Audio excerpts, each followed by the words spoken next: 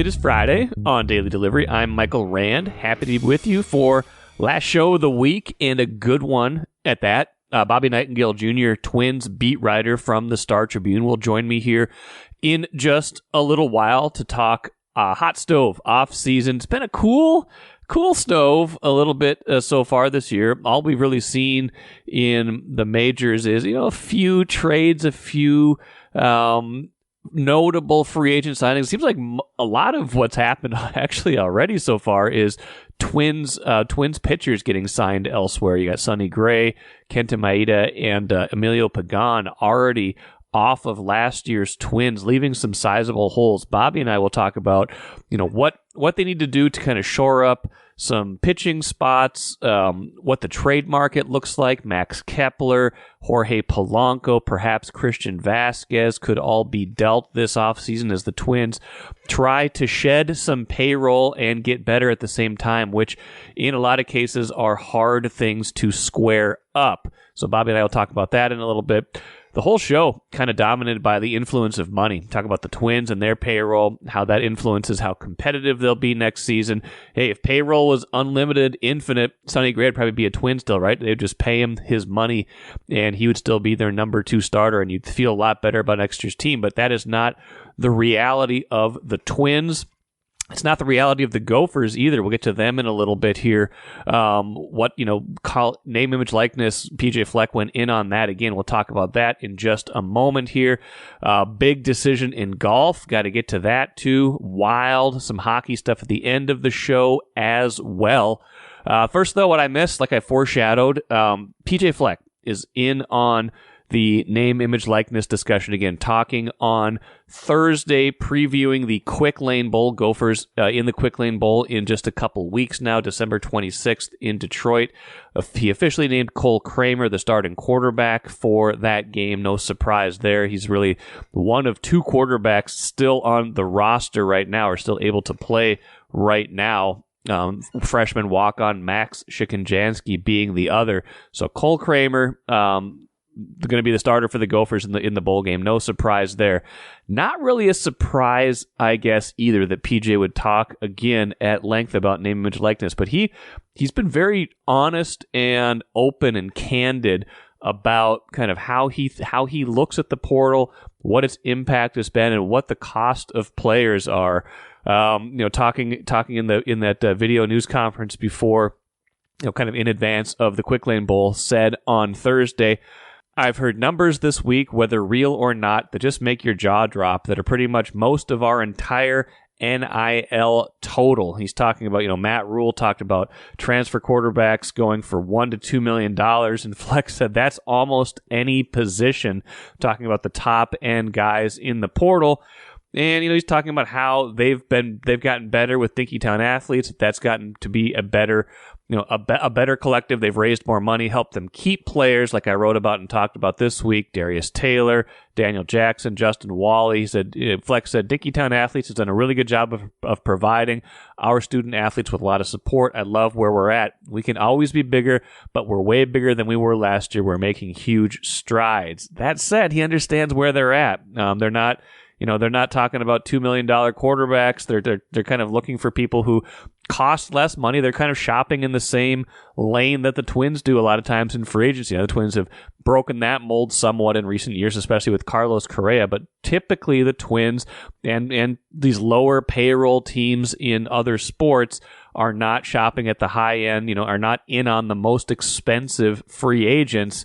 Typically, like I said, Carlos Correa was an exception to that. The Twins have broken out of some of that mold lately, but in general, that's where they are shopping, and the Gophers are no exception. It's kind of how you have to think of them now in how they are able to compete. Signing a guy like Max Brosmer.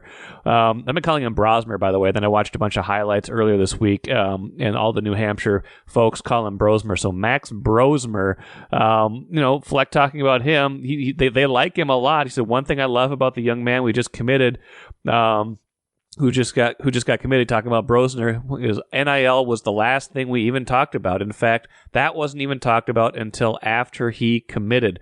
We were able to get a really, really good one, a really special one. So, that's just interesting. The Gophers, it's a different conversation now that you're having to have with players, that you're having to have with how you build a program. It's no longer just about what you're selling in terms of, culture, in terms of potential education, in terms of winning. You're selling money. And, whether that's good or bad is a little bit irrelevant because it's here. And what would you do, by the way, if you were 19, 20 years old, if you're already out of school, if you're trying to decide if you're going to transfer, and some other school is offering you $500,000, $1 million to go play college football for that school instead of the one you're at? It would be a hard decision to turn that down and say, no, I'm going to stay at this place where maybe I'm not playing as much, or I'm not going to get paid as much. That would be a hard thing to do. So I get why all this movement is happening. I do wonder if there's going to have to be some sort of regulation on this, so it's not just kind of the Wild West. It's not like free agency every season. Like you get to the pros, you can sign someone for a multi-year contract. You can not have to worry about renegotiating every year. These, in college athletics, that's not the case. Every year, it's like these guys are free agents if they want to be.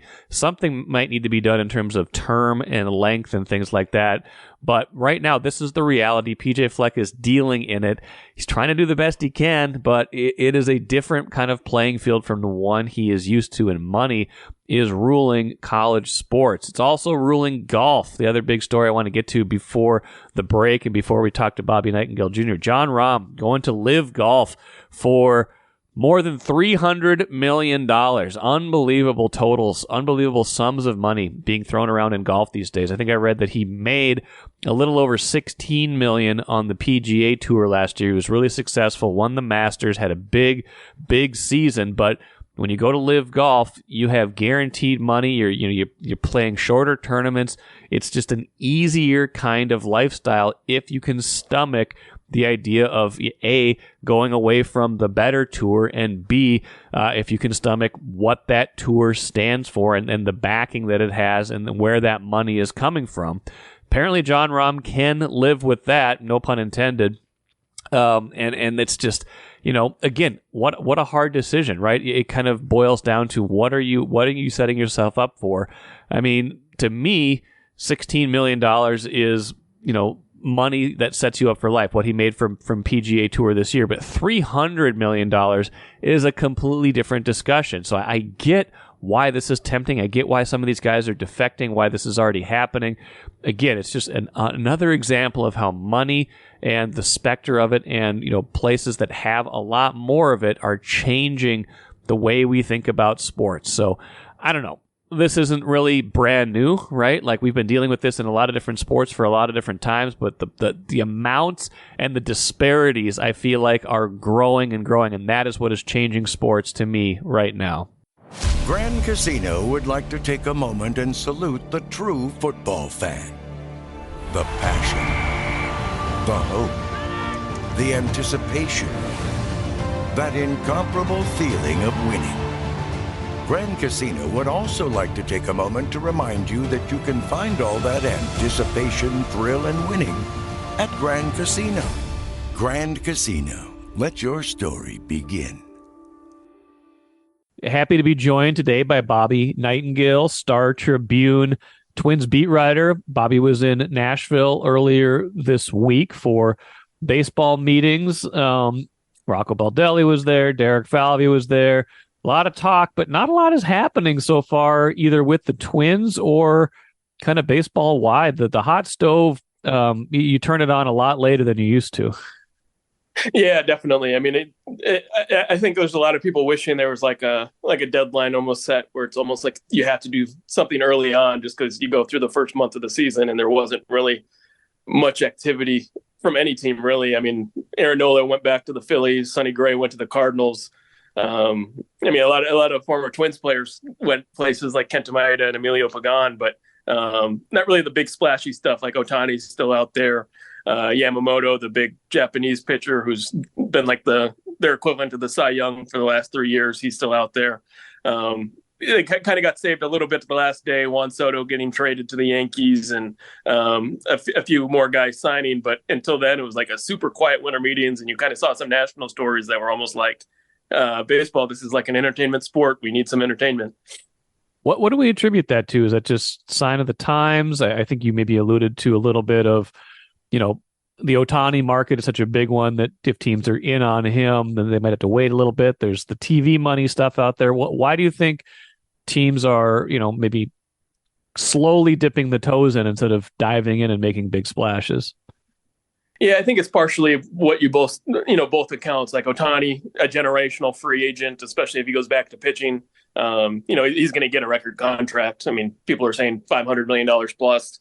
So it'll be the biggest contract in North American sports history. And then the pitcher from Japan, he's only 25 years old. And there's really Juan Soto might be next year, but there's really never ever 25-year-old free agents, let alone one that's accomplished as him in Japan. So it's like clearly you have a top pitcher and clearly the best position player, of this generation. So then it's like, okay, now what do you, you probably have 7 or 8 teams that are like, okay, we're going to commit hundreds of millions of dollars to these players. And if they don't get them, all the tier of free agents below them are like, okay, then, we're the backup plans. We're plan Bs, but you need plan As to go off the board before plan Bs. And then also, too, the TV money. I mean, you see it here with the Twins. They've already admitted they're cutting payroll for next year. And that's, league-wide. I mean, the Seattle Mariners, they traded Eugenio Suarez, the third baseman. Jared Kelenic, he was one of their top prospects. He's had some time in the big leagues and hasn't really had success, but those guys got traded in salary dumps. And their front office was pretty clear about that. Juan Soto getting traded to the Yankees. I mean, the Padres want to compete, but they needed Juan Soto's. He's supposed to make $30 million next year. They can afford that. So especially with how much pitching they need. So there's a lot of teams, especially that have Bally Sports deals. Mariners are not Bally Sports, but I was reading about their TV situation as it got moved to on their cable, like a higher price package. And so a lot of people are not going to pay the higher price package and their budget got cut. So you're seeing it, whether it's Bally Sports or other, TV networks besides maybe Yankees have their own, Cubs have their own, which that helps them. But I think this period of uncertainty where teams are, I think long run, it'll probably help them where they're going to make money off their TV, owning the TV rights. But in the short term, I think just the uncertainty is causing teams to be like, how much do we really want to spend right now? What was the general vibe with the Twins, Derek Falvey, Rocco Baldelli? Like where are they at with where they think their offseason is and kind of the plan going forward the next few months? Yeah, Derek Falvey said it's almost like they're still in the filling out phase on the trade market. And it seems like that's going to be, where they're going to start. I mean, they're open to signing free agents, but it seems like payroll wise, they're not in a position where they have to cut payroll. I think you saw that when they kept Kyle Farmer, who, he could be a $7 million backup right now. If they were tight on payroll, they probably would have released him earlier last month and not had to commit that money. But I don't get the sense there's that much room to sign free agents right now. So you're probably gonna have to make a trade, and that'll open up some funds, or you just make trades and that's how you get your team to get better. But he called it still the feeling out phase. He's like says it feels weird to say that in early December. Maybe that stretches out till January. Who knows? I mean, it seems like they're intent on waiting it out until they can get some trades to happen. I mean, they have some obvious trade candidates. I wouldn't say any of them are on the trade block that they must trade them, but like Jorge Polanco is going to make $10 million next year. Max Kepler, $10 million. Christian Vasquez, $10 million. Kyle Farmer, $7 million or so. So, those guys come front of mind just because of their salaries. They're all pretty close to free agency again. So, yeah, I mean, I think they're just kind of in the wait and see mode, but also talking to like Rocco. I mean, he feels pretty confident about the roster. I mean, just coming off what they did. I know you lose Sonny Gray, you lose Kenta Maeda, but you look at what kind of the offense could do. I mean, Carlos Correa was hurt most of last season from plantar fasciitis, and that's healed. And what you saw in the playoffs, if he could kind of return to what he usually does, I mean, that gives some optimism. A full season of Royce Lewis. This is his first healthy offseason in several years. So there's a lot of internal excitement in terms of a lot of stars underperformed. Byron Buxton did not have a good offensive season last year. That if you get two of those guys having great years, that can make up for some things.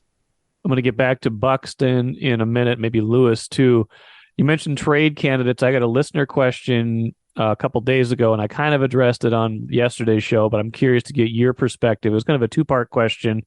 One was, out of Kepler or Polanco, which one do you think has more trade value? And the other part of it was, what kind of trade do you think they would make if they made a deal with one of those guys? Is it more of a kind of a one-for-one swap, like need for need at the major league level, or would you do kind of more of a prospect accumulation in a deal like that and then use the money freed up to then go get something else that you need? Yeah, I think that's what they're weighing.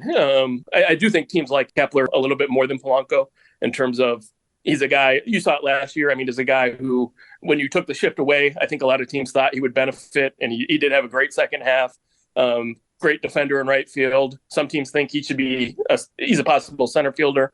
They see him as that increases his value, and a guy who could hit 30 homers in some ballpark. So I think he probably is a little bit higher than Polanco just because of Polanco's injury history. Polanco does have a club option for next year, so you could possibly have Polanco for 2 years. Right. But I get the sense that Polanco means more to the Twins than he does to like a lot of teams out there. Like they think he's a fine middle infielder, but I think he's more of a difference maker that the Twins see him as than other teams. Whereas I think Kepler, more teams look at as, what he did in the second half is what they expect him to be like. But I could see like Polanco, if you trade him, you could do a prospect only because you have internal guys that you can fill it with. Like Edward Julian could easily play second base. Brooks Lee's in AAA. Kyle Farmer's a backup. You have a lot of depth there.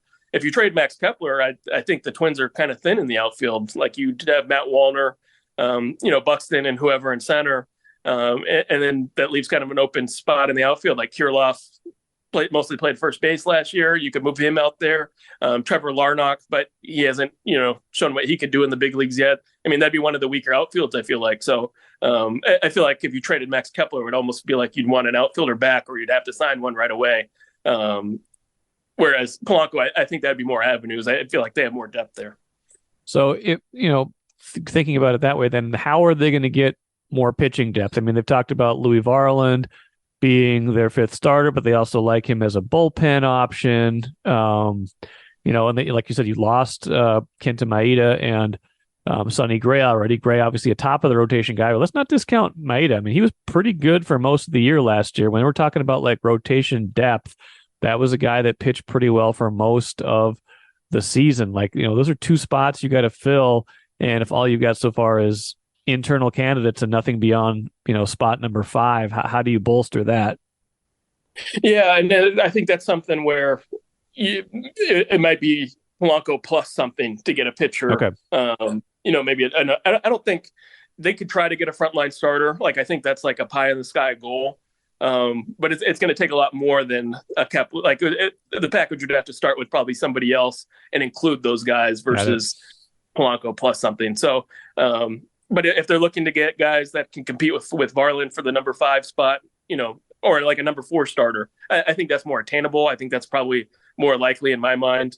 I think they would like someone just to come into camp that you could say him and Louis Varland. If Varland has to start in AAA like he did last year, that's okay. Because you're going to need more than 5 starters in a season. Someone might get hurt in spring training, and you're going to need more. And I think they'll add, non-roster invitees, minor league contracts, and occasionally like the Dallas Keuchels of the world show up and give you a few starts here and there. But I think that's probably the way they're going to have to do it. I mean, there's just every team needs pitching, and free agent prices are. I feel like they're a lot higher on starting pitchers than like Lance Lynn getting $10 million. I can't see the Twins doing that type of contract for a Lance Lynn equivalent. Here's an interesting question, a way to think about their pitching right now. We obviously knew that Sonny Gray and Pablo Lopez were their 1-2 punch at the beginning of the playoffs last season. They don't have Sonny Gray anymore. If they were playing a playoff series tomorrow, it'd be cold. It'd be nicer here than usual, but it'd be cold. But it would also be an interesting kind of question. Pablo Lopez, your unquestioned number 1 starter. Who would start game 2 of a playoff series right now? I hear them talk about Paddock a lot, that they like him. Joe Ryan, obviously, Bailey Ober. Who would be a number 2 starter in a playoff series right now? think if you ask them, like if you gave them truth serum, I think they would say Chris Paddock is the guy they think is going to step up. You saw it a little bit in the bullpen when his velocity ticked up. He probably won't be throwing as hard as a starter, but they traded for him for a reason. I mean, this is a guy they knew he had a good chance of getting hurt, and still, made that deal a couple years ago when they traded for him. They gave him the contract extension. So I do think there's a lot of internal, kind of like when they traded for Pablo Lopez. Pablo Lopez was probably like a number 2 or number 3 when they traded for him. And then it became very evident pretty quickly that, okay, with the new sweeper that he added, that kind of took his pitch mix to the next level. And then over the course of the year, he became a true number 1. And I think they see that with Chris Paddock in terms of this. There's a reason why we traded for him. He did some things out of the bullpen that we thought, okay, that's what they got excited about. And so I think that would be their number 2. And then Bailey Ober and Joe Ryan, I mean, they've shown flashes of it. I think Bailey Ober had a better season than he gets credit for, just because, kind of the inning stuff became such a storyline at the end of the year. But if you look at his overall numbers, I mean, he was pretty consistent.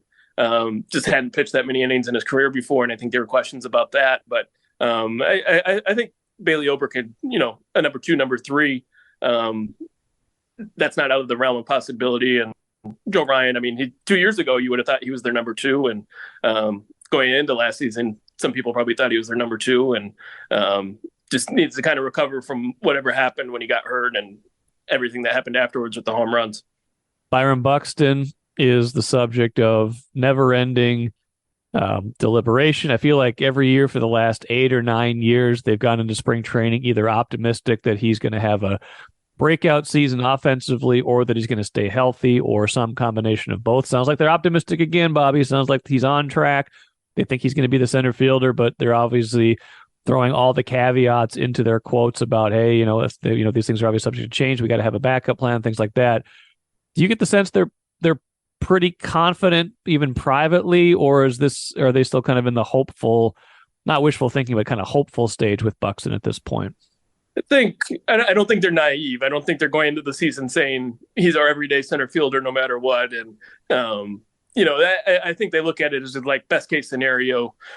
If he starts 3 games a week in center field, that's a great scenario. Okay. And then I do think the difference now is, I think going into, and obviously I wasn't here last offseason, so I don't know 100% like every conversation they had, but I feel like going into last offseason, it was like he could be our DH.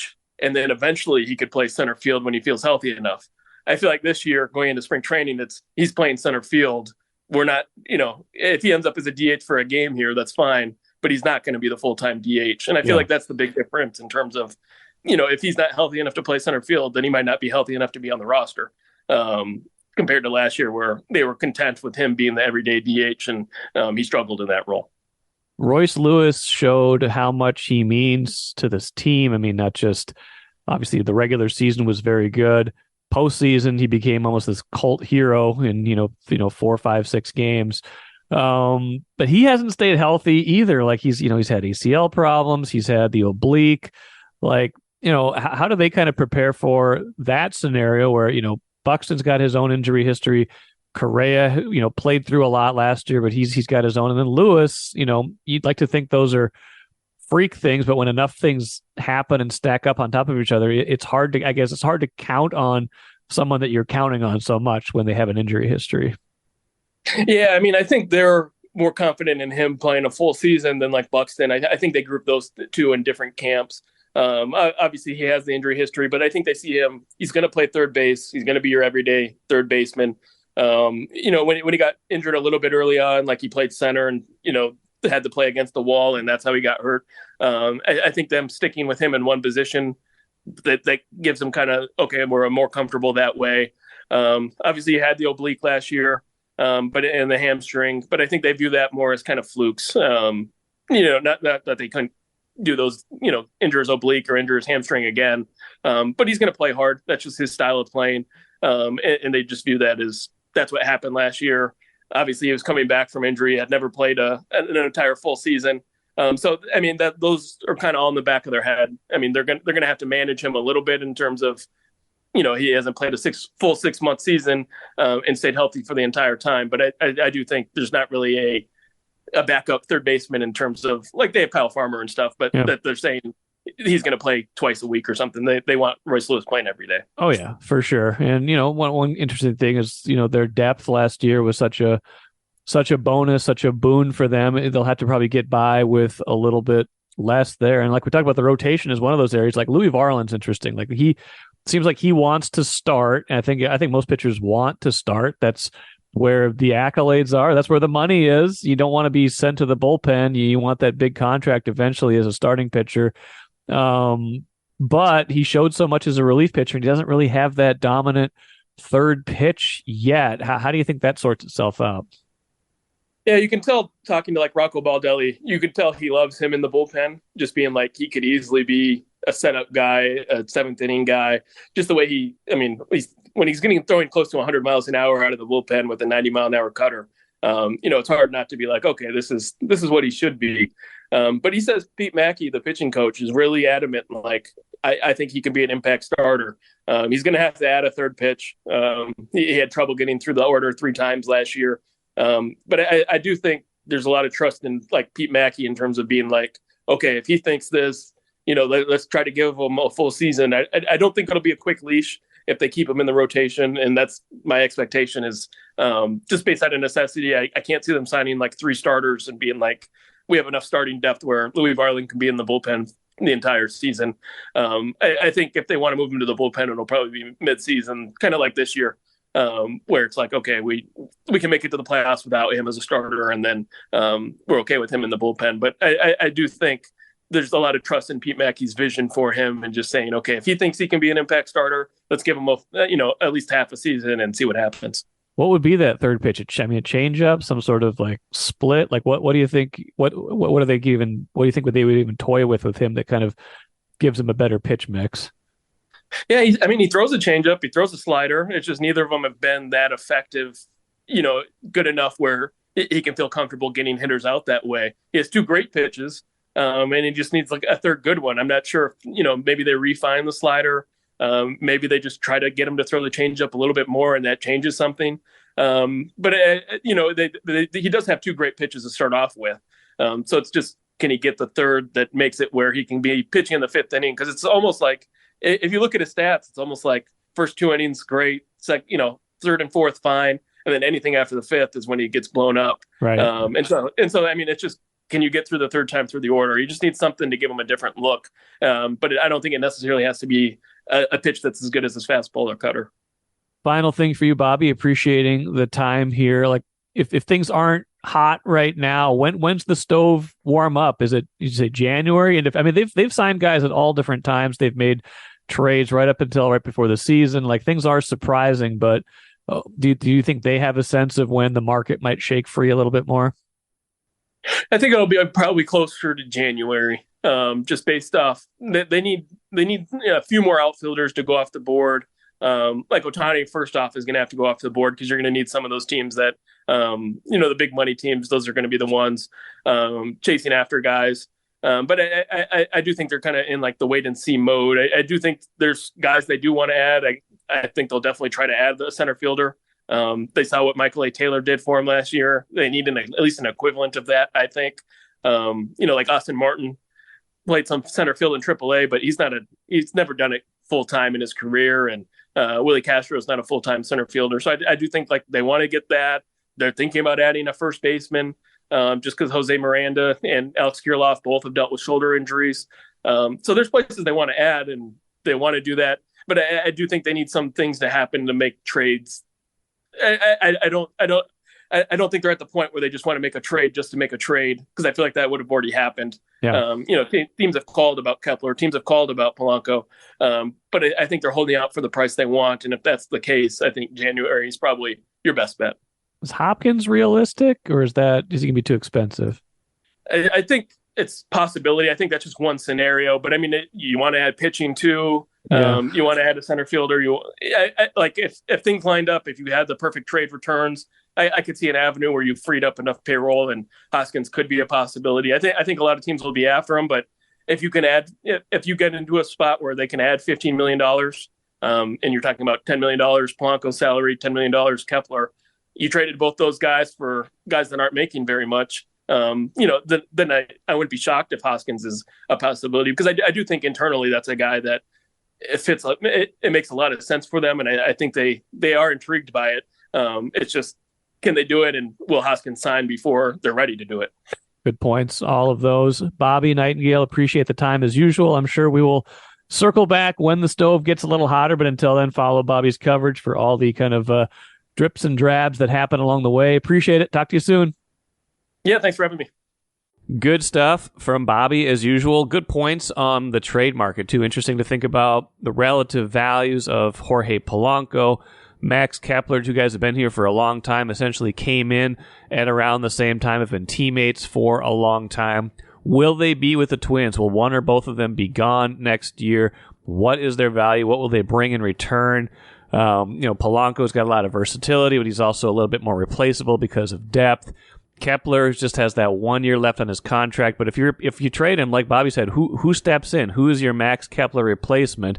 Seems like that would have been fine 4 months, 4 months ago, or 4 months from the end of the season when he was going terrible. But he had a big second half of the season, became a pretty important player for the Twins, and if you take him out of the lineup, you take him out of your mix, you've got a lot of questions to answer, another big question to answer before you go into the season. So kind of depends on how much they like their prospects, where they think they're at with some of those other guys waiting in the pipeline, and really how much payroll flexibility they need and how much they need to add in other places. Let us finish quickly with the cooler. A little hockey talk. Wild win streak is over. They lose 2-0 in Vancouver. They got the first 10 shots on goal. None of them go in. It's not always a great sign when that happens. You might think, hey, we're playing great. Keep going. But when the other team puts one in like Vancouver did, it totally changes momentum, makes you feel deflated. You're like, man, we've done everything we can to score a goal, didn't get one. And then Vancouver just throws one in at the end of the period. It's 1-0. Ends up being a 2-0 loss. They weren't going to win every game under new coach John Hines. What I want to see is tonight, back-to-back, they're playing Edmonton. Can they rebound? Can they win that game? Can they get back on the winning side? Fleury's going to be in net. Gustafsson was in net on Thursday night. Can they get back and win that one? Can they get back and score some more goals again? Or, will this boost from the coaching change be a little more short-lived? I don't know. We'll see. We'll see tonight, but I want to see a bounce-back performance. Even if they didn't play all that poorly on Thursday, I want to see a bounce-back result from the Wild to know that they are on the right track. And hey, if you're looking for good hockey this weekend, Gophers, Badgers, and women's hockey, number 2 against number 3 in the country at Ritter Arena, Friday evening, Saturday afternoon. That is a good one. Always a fun series, always a good rivalry. Those two teams always near the top of women's college hockey, so that is one to watch this weekend as well. That'll do it for me today until Monday when Royce and I are back. Vikings game on Sunday. Plenty to look forward to this weekend. Royce and I will have it for you on Monday and plenty more next week. Until then, I'm Michael Rand. Enjoy your weekend. Back at it again on Monday.